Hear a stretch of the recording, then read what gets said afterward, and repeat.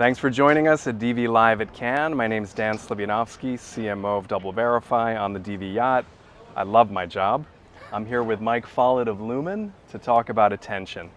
And attention is one of these things, if you're not achieving attention and capturing consumer attention in advertising, what are you doing? And I like to say that two things are true. One, attention is scarce. There are only so many hours in the day, and only a percentage of those are in front of media. And second, it can only be focused on one thing at a time. So Mike, I want to start with your world. Can you tell us a bit about your role and how Lumen is helping brands reimagine what meaningful attention looks like? Well, I'm Mike. I'm the CEO and one of the co-founders of Lumen. So we've been doing this for about 12 years now. We started the company on the insight that just because something was viewable doesn't always mean that it gets looked at. Right. People have attention is sort of selective, like you said. You have many things that you can engage with within a field of vision or hearing.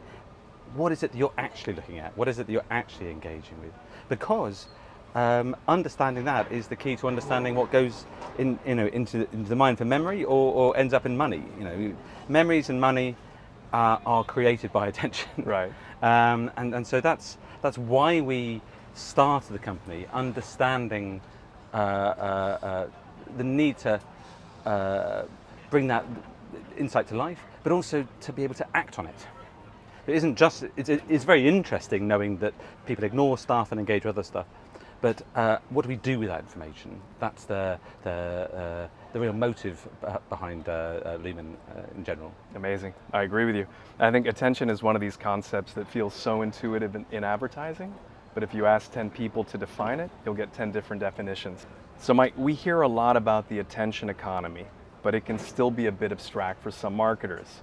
What do you think marketers are getting wrong about attention, and how does that impact attribution and performance? Well, I think we take this attention economy metaphor and we concentrate on the attention bit, but really we should be focusing on the economy bit of that. Marketers are probably getting it wrong in the fact that they're just thinking about this brave new world of, oh my God, I've understood that not everyone is looking at every ad. That's interesting, but the economy bit is the important bit. How do you put a value on that attention? How do you put a price on it? And how do you trade it?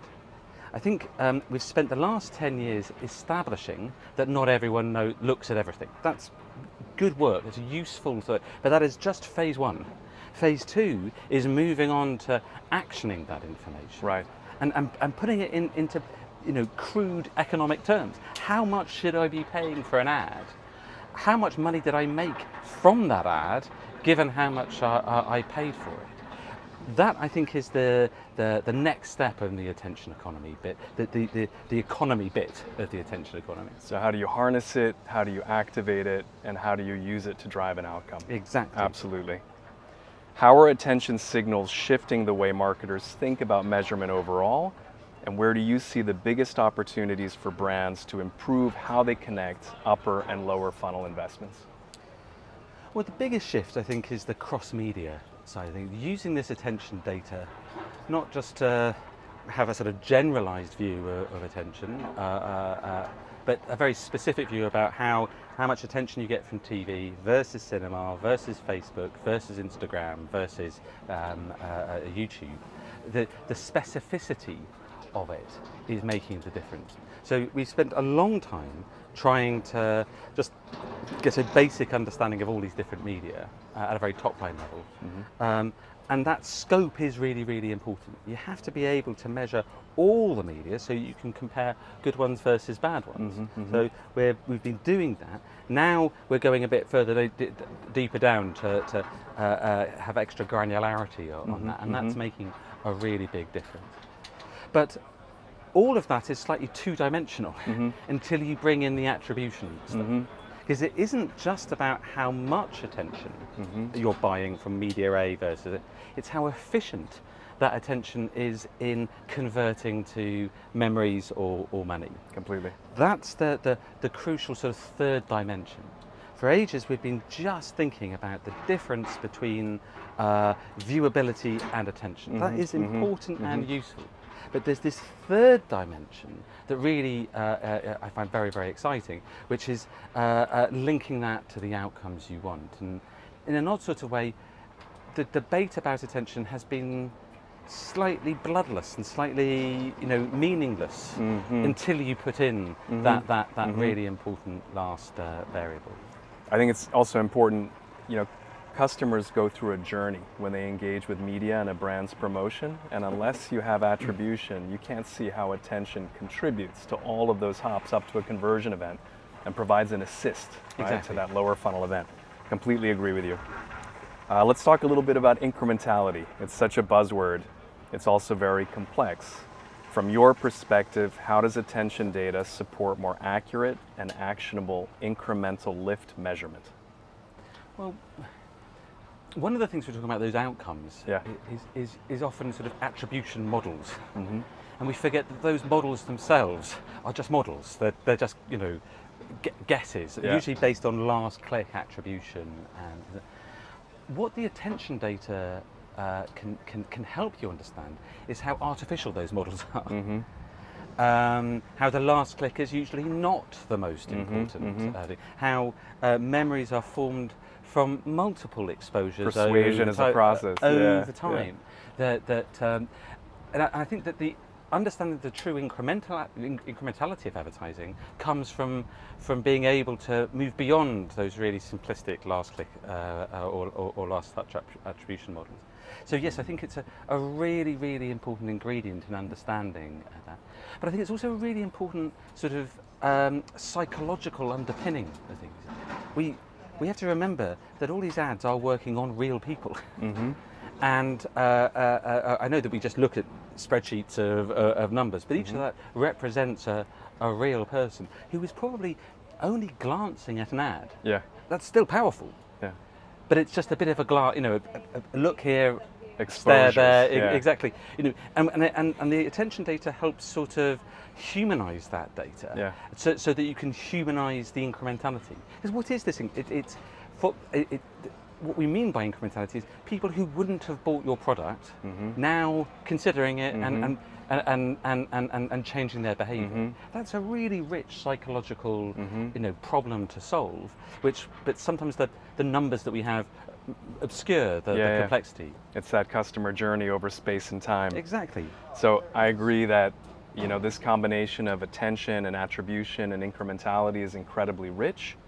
Do you think we're getting closer to cracking the code on true cross-channel performance, and how does attention play a role in that? Well, absolutely. I really do think that we're understanding. Cracking the code is an interesting phrase there, because the code will be different every time for different brands. I was talking to luxury brands, and they have a slightly different sort of communication needs to insurance brands or car brands, and so there are many codes to crack, and that's the first thing to understand. But secondly, the attention research that we're doing and the work that we're doing together with brands, especially like Havas and Dentsu, agencies like Havas and Dentsu, is about this cumulative effect of attention. You see something on TV that might establish an idea in your mind, which you then activate on social media or on display or out of home or whatever.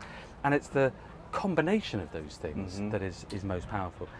Up until now, we've sort of we've only been able to imagine each ad as being on its own. It's sort of unique and isolated from everything else. Artificial, right? Which is all that we've been able to do. But now, using sort of rich mathematics, you can understand the priming effect, or the amplification effect of how one media influences attention on another. And that's where the most exciting work that Lumen's doing is going, and that's where we're seeing the best results. So like multivariate regression stuff, predictive stuff. Exactly. I mean, some of the work that we've recently been doing with Havas, for instance, has been about this concept of aggregate attention. Say your brand needs, it takes 10 seconds of attention to get someone to remember something, say. is it better to go and buy one ad that delivers 10 seconds of attention, or is it more efficient to buy 5 ads that deliver 2, or one ad that delivers 5 and then 5 that won't? Understanding the combinations there and how that influences incremental sales is the cutting edge of what we're doing. And then algorithmic buying can use that intelligence to buy media better, drive better outcomes. Yeah, it's exciting stuff. And finally, we're here at Cannes to challenge the status quo. What's one trend or insight you're excited to dig into this week, and what are you hoping others will start paying more attention to? No pun intended. Well, I think you started this conversation talking about how attention relates to outcomes. And often at places like this, what we do is we talk to media owners who are selling advertising or people who are buying advertising, and then find frantically a way, how do we link that back to a sale? I think what's really exciting is to think of it from the other way around. Start with the sale. Link start with the data from a retail media network, from Walmart, from Tesco, from Amazon, whoever it might be, and then from working from the result backwards to work out what is the best media, what is the amount of attention that's required. It's interesting, you've recently acquired Rockerbox, and I think that that's exactly the right way of thinking. Start with the endpoint data completely, and then link everything back from that, rather than starting with the media and then trying to demonstrate how it links to a sale. Completely. I'm just going to take so I mean, we see the same value. If we can look at that attribution data and we can see the hops and the impressions in the customer journey, we understand how our signals contribute to that journey, and that is intelligence that an algorithm can use to bid and buy better. Completely. I think that's the new frontier. Absolutely. Mike Follett, thank you so much for joining me here. This is DV Live at Cannes. Another beautiful day. Thanks for listening.